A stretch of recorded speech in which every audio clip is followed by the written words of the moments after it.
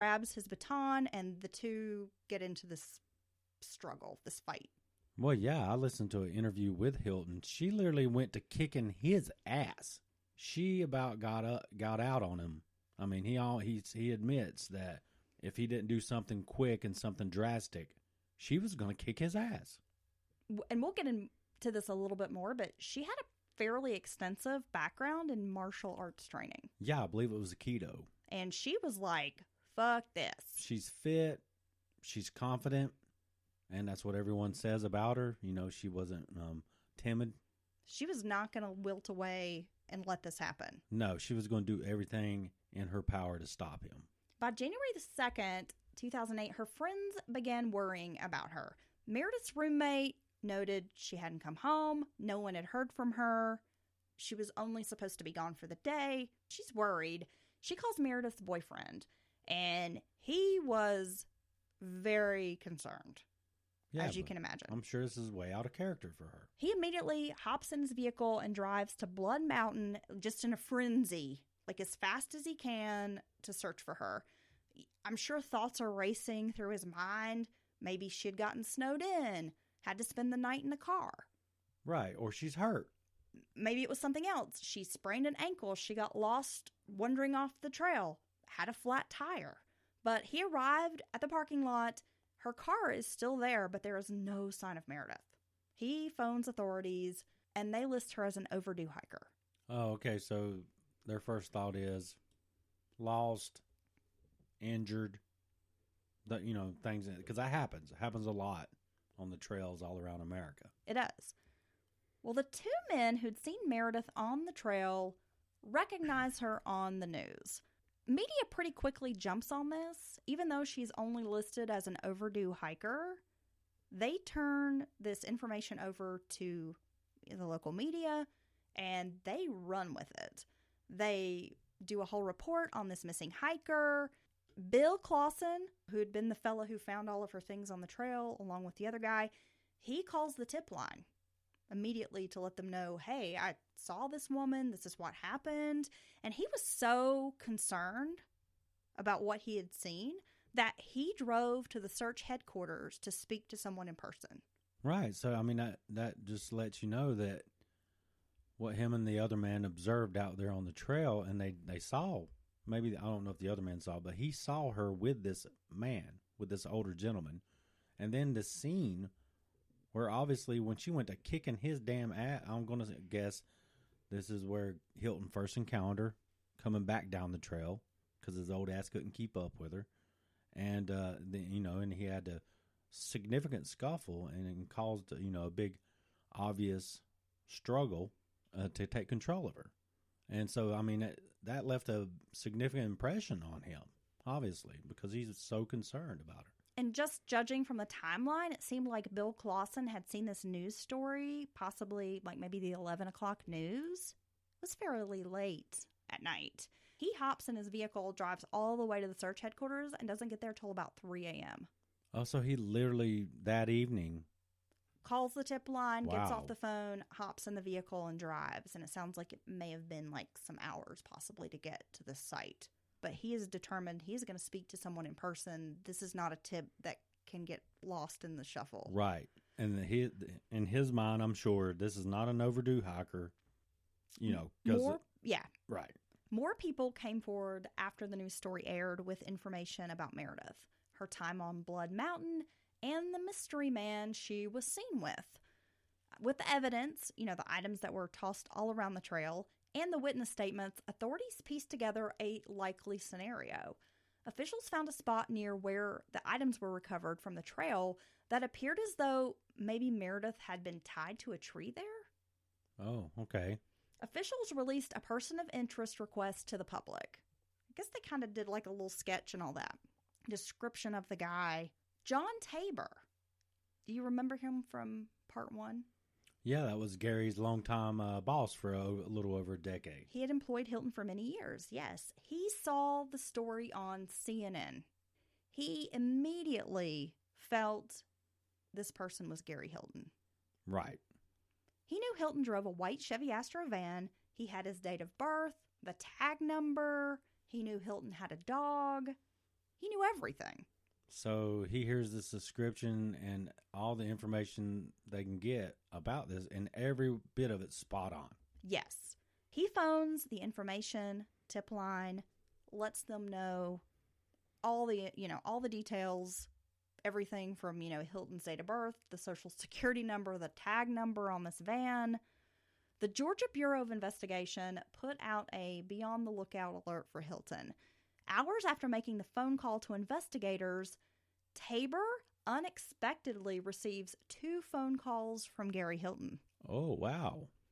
January 3rd, Gary Hilton phoned Tabor to ask him for money and requested that he leave a check at his business and Hilton would pop by and pick it up. Tabor, fearing Hilton might come to his house and hurt his family, complied. It was only later, when the Georgia Bureau of Investigation called him back for like a follow-up phone call, the information he'd given, they're just following up with him, that he reported what had happened, that Hilton had called him and wanted money. Yeah, right. Well, he claims if he had known Hilton had a hostage or this victim with him, he would have called police sooner. Yeah, they could have literally set a trap for him right there. And he did receive a lot of backlash and criticism and scrutiny for not immediately letting authorities know that Hilton had reached out. Well, I mean, that's easy for us to say, but he has a family to be concerned about. He knew Gary for a long time. He watched him devolve, really, get weirder and stranger until the point where he was just like, get the hell away from here, my business, my family. And, I don't know. I don't think I could really judge that guy on that. He had been in meetings as well, like this kind of whole day that Gary was like, I'm going to stop by the office, get money. He really wanted to just keep Gary Hilton away from his house and his family. He didn't want his wife or kids to have to deal with this guy. Right. He's a creep. He didn't have to reach out at all. He was, in work meetings all day. He wasn't really going to be around the office to deal with it. The fact that he didn't immediately call cops, it's like, okay, well, he's a busy man. He's got a business he's running, and I understand. If he's being an asshole, he would have been like, damn, that could be that crazy ass Gary, but you know what? I don't want to be involved. And he could have not reached out at all and gave them any information. But Meredith was still alive at this point, and had Tabor made that phone call, she may still be alive. I don't know. Well, that's true. For the 4 days she was held captive by Hilton in his van, she fought like hell. She did. Emerson, again, as we mentioned, trained in martial arts. So during this whole time that Hilton has her in this van, she physically fought him, almost overpowering him several times. Yeah, it's like he could never relax around her. And she kept giving him a fake pen as well. She nearly got the best of him. Because she knew, I think in the back of her mind, as soon as she gave him the information he wanted, that, that'd be it for her. And that was true. He had her debit card, and much like with the Bryants and Cheryl Dunlap, I mean, his plan was he needed money. He was going to rob these people, kill them, get their money, go. Yeah, so, I mean, that's just another aspect to his crime. Obviously, he's doing this. It's about power. He's getting I don't think it's just about money, right? And he's getting some kind of satisfaction or whatever in his sick head satisfaction out of this. But he definitely wants to get money on the backside of it. But that was part of it, is that Meredith refused to give him the correct PIN. She would give him wrong PIN numbers. He would go out, try them, then would get locked out, have to wait 24 hours to go back, try again. Right. And she just kind of kept playing this game with him. Yeah. But investigators would later describe her as a hero because she really did try her hardest to get away from him. She really did. After the 4-day saga, Hilton would say he was ready for it all to be over. He was exhausted. He's 60 plus. And fighting this 24-year-old who's fucking badass. 24-year-old spark plug. Superwoman. Yeah. He was fucking exhausted. He tied Meredith to a tree, went back to his van, made some coffee, and then returned to the woman. Now, Meredith told him she didn't think he was coming back, which shows that Meredith assumed he was going to let her go. He would claim it was hard to kill her because they had spent some good times together. What a sicko. If his idea of good times include tying her up in his van, raping her, terrorizing her for days. Yeah, you should listen to him say this in his own words. My God. In the end, he couldn't kill her dog, Ella. Oh, wow. He's such a dog lover. Damn. He released the dog about 60 miles from where he had taken Meredith, and they were able to find the dog. Oh, wow. I'm glad the dog made it. I really am. Hilton killed Emerson, decapitated her, and just left her body in the woods. Can throw a human being away, treat him like a damn object. Especially after you're bragging that we spent some good times together. I mean, the way he speaks about her in interviews is almost like they had a relationship or like this was his girlfriend. Well, I think in his mind it was because, they spend a few 3 or 4 days together. Pretty intense days, I'm sure, from both of their perspectives. But at the same time, in his mentally ill mind, I think it was some type of... That's really how he talks about her. Like they were like, well, I hated to do it, but, it just kind of had to be done. Like we were just getting to know each other as I tortured her for multiple days on end. Yeah, honestly, if you have the time, you must go to YouTube. Yep. Type in the Gary Hilton interviews. He likes to talk. They're hard to listen to. He does ramble quite a bit. There's literally hours. But, oh my God, just listening to this guy talk about her as if they were like a fucking couple, like getting ready for the damn, fish under the sea dance or whatever together. I mean, it's fucking crazy. It's so delusional. He's such an asshole. He then went to clean up his van. It was soaked with blood, and there was other evidence in the van linking him to Meredith. I mean, she'd been in the van for 4 days.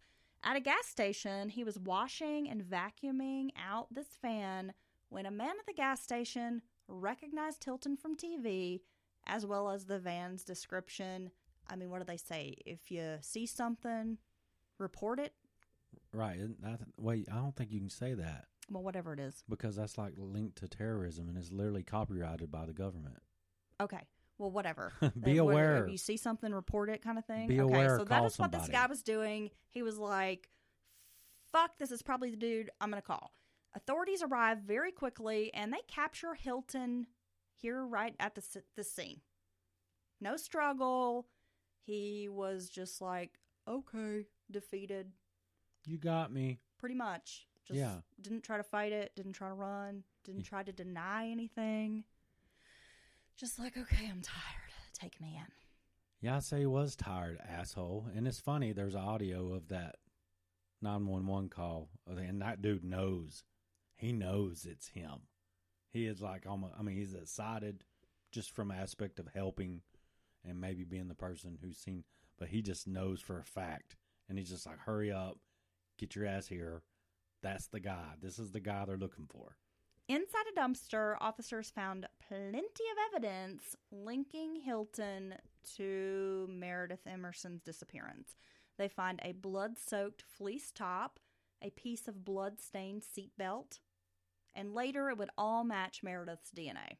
Yeah, he literally gathered all the evidence together and put it, he's trying to get rid of it. He told investigators they could go back to Blood Mountain and exactly where they could recover his bayonet, which again had been used in the Cheryl Dunlap case. There are hours, as we mentioned, chilling interview footage out there. Yeah, I'll tell you one that left a mark on me. Hilton is from a deputy's patrol car. He was parked on the side of the road somewhere. That area was now private property. He'd been told to leave by a couple of people. Then they called the cops, which we know how that goes when people buy up some of the public areas. And the deputy makes contact, talking to Hilton. He's carrying on and on about how much he loves the woods, and he'd been through this area 18 years ago and wasn't, was trying to get to some point, and which goes, this is how he's always been, driving around, kind of drifting around, loves the woods. And anyway, the deputy asked him, the back of his van's open, and he asked him if there's any, can he mind if he looks around? And he's like, yeah, no, go ahead.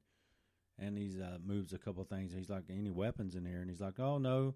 He's like, well, I got a collapsible police baton right there, but let's just keep that for personal safety.